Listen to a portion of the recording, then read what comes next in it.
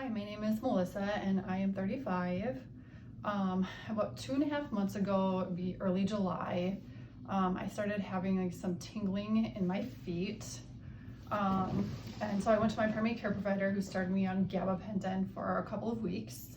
A couple weeks later, the tingling started in my hands, progressed to my buttocks where it was just tingling. And then about the end of August, it started in my neck and my face, skull crushing pain. When I close my eyelids, they twitch. When I stick my tongue out, it tingles. When I close my jaw, my teeth will chatter. August was honestly hell. Just like living in my body was miserable. I went from being perfectly fine, never having a health issue, headache, nothing in my life, maybe taking Tylenol once every 5 years, to spending every single night crying for like hours and hours and screaming, going to multiple ERs. I've been to about 9 ERs just begging for pain relief. What kind of pain levels was that? A 10. So I'd be up pretty much all night. I'd live off maybe a couple hours of sleep. If I wasn't in the ER, it was literally just thinking about suicide every minute of every day. And I've never thought about that in my life. I have a beautiful 4-year-old girl. I have an amazing husband. And I was gonna leave all of it because of the pain and I couldn't get rid of it. So in August, though, I saw tons of specialists. I saw a rheumatologist. They did all of the blood work. All of that came back normal. I was referred to a neurologist who did the EMG of my feet and my legs, my hands and my arms, came back normal. Multiple theories or speculations of what it could be. My neurologist said it's mild small fiber neuropathy. Another speculation is I was 5 weeks postpartum as a surrogate when this all started. But that's speculation because I had my own child and I had no issues with that pregnancy. I did get the COVID vaccine in March and April, and that's another theory, is it could be related to the vaccine. Were they able to rule out Guillain-Barré syndrome? Yep, with the spinal tap they feel it's not that. What I was left with is just increasing my dosage of Lyrica and Cymbalta, which haven't been helping anyways.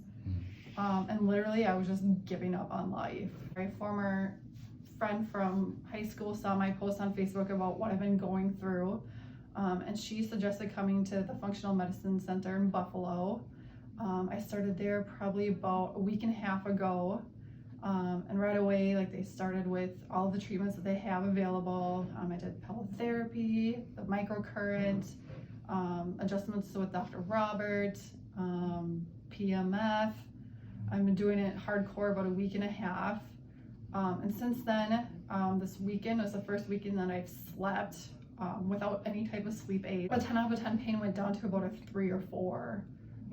Enough that you could sleep? Right, yep, enough that I can sleep. Like, I'm still uncomfortable, but I'm not in pain. Yesterday I went to like an apple orchard with my daughter all day, and I was able to do all the activities with her. And I haven't been able to do anything like that since July. And what's the date today? And today is October 4th. So a long time Yes. being in pain, and that just was debilitating. And it makes you crazy. Like, it literally makes you think of thoughts you never thought you would think, and you just want to give up. When people are just telling you all they can do is increase your prescriptions, that they don't know what it is and they can't stop it. All negative blood tests, there's nothing showing anything. Nothing showing anything. So in my experience, I've never seen this specifically when there's nothing to point to, no diagnosis, no positive blood tests. And it's all just speculation still. Everything came back normal and they have no other tests to run. Yeah. So I'm just wondering, have you feel a glimmer of hope from what it's been? Yes. Speak to that. Yeah, just like getting sleep alone, you don't realize like how much that affects your life. Being able to do simple things like going to a movie with my daughter, going to an apple orchard, like, it's just hope that I didn't have, because literally my whole life has just been doctor's appointments and laying in bed for 2 months straight. Yeah. So if you're to speak to somebody out there who has similar no hope, I don't know, what advice would you give them? Yeah, try everything. I mean, there's something out there. Try functional medicine. Try Dr. Robert if you live near Buffalo. I mean, you got nothing to lose. It definitely won't get any worse. It could only get better.